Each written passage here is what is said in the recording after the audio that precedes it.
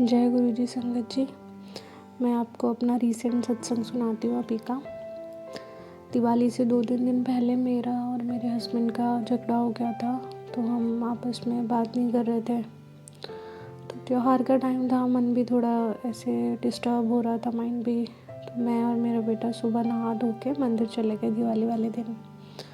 वहाँ जाके मैं और मेरा बेटा फ़ोटोज़ खींचने लग गए। वो 2 साल का है अभी मेरा बेटा।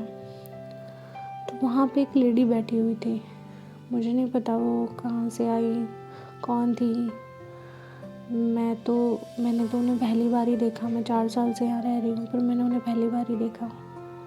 तो बोली मुझे कि मैं तुम्हारी फ़ोटोज़ वीडियोज़ बना देती हूँ, क्योंकि मेरी सिस्टर बोली थी कि लड़ाई हो गई, कोई बात नहीं, पर तुम दोनों अपना एंजॉय करो, अच्छे से दिवाली मनाओ साल में। तो हम लोग फ़ोटोज़ वीडियोज़ बनाने लग गए क्योंकि मेरे बेटे की तो सेकंड दिवाली थी।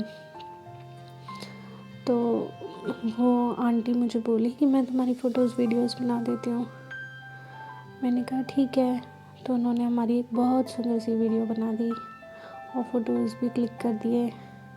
तो फिर वो मुझसे बोली कि मैं ना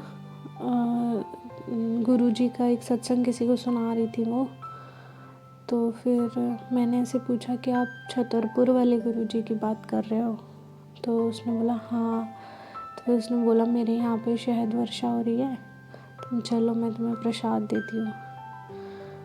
तो उन्होंने मुझे अपने घर ले गए। वो अपने घर ले गए तो वहाँ उन्होंने टॉफ़ी दी मुझको और बोली ये अपने हस्बैंड को खिला देना। और मैंने बोला अच्छा। अब हस्बैंड से तो मैं बात ही नहीं कर रही थी, वो भी मुझसे बात नहीं कर रहे थे। वो तो इतना इरिटेट हो रहे थे कि मेरी शक्ल देखने को तैयार नहीं थे। तो मैंने वो टॉफ़ी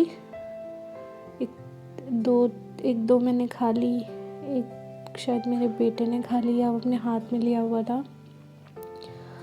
फिर वो बाकी मैंने फ्रिज के ऊपर ला के रख दी। मुझे ये था, वो आंटी मुझे बोली थी कि तुम ये अपने हस्बैंड को दे देना, वो बहुत अच्छे से तुमसे बात करेंगे, तुम्हारा वेट कर रहे होंगे, घर जाओ।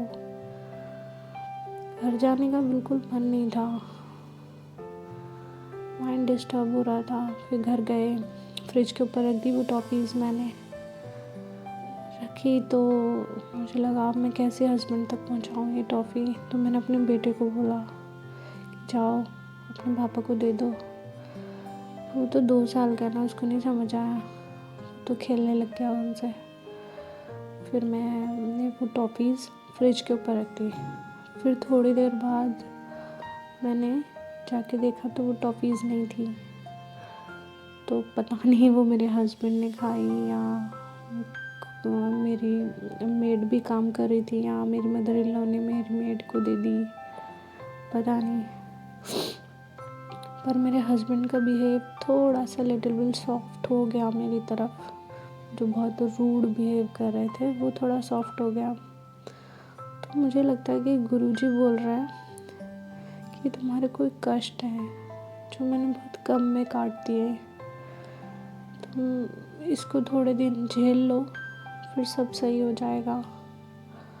और अभी भी मुझे उम्मीद है कि सब सही हो जाएगा। मतलब ऐसा नहीं है कि कष्ट, दिल तो बहुत दुख रहा था। ऐसा नहीं है कि सब एकदम से ठीक हो गया। एक तो उसको सहने की शक्ति मिल गई। ऐसा लगा कि गुरुजी साथ है, कुछ गलत कैसे हो सकता है, जो मैं भूल गई थी इस झगड़े में कि गुरुजी मेरे साथ है। मैं भूल गई थी, मैंने एक भी बार गुरुजी से नाम नहीं लिया, गुरुजी की मदद नहीं मांगी। मुझे लगता है कि गुरुजी सुन रहे थे सब, गुरुजी को सब पता चल रहा था। गुरुजी बोल रहे थे तुझे नाम लेने की ज़रूरत ही नहीं है, मैं तो हूँ, मैं सब देख रहा हूँ, सब कर रहा हूँ, तेरे लिए मैंने भेज दिया है किसी ना किसी को। तो गुरुजी पे विश्वास रखो, गुरुजी हैं तो सब कुछ है।